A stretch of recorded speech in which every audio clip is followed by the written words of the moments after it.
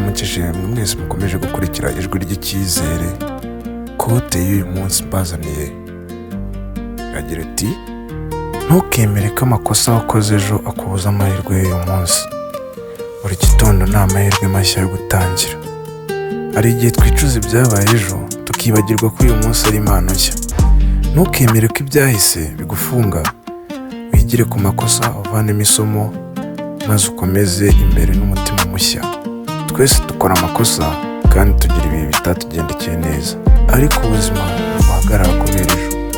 Buri gitondo Imana iduha ni amahirwe mashya yo kongera kugerageza kwiga no gukomeza imbere. Ntureke ko ibyahise bigutwara amahirwe y'uyu munsi.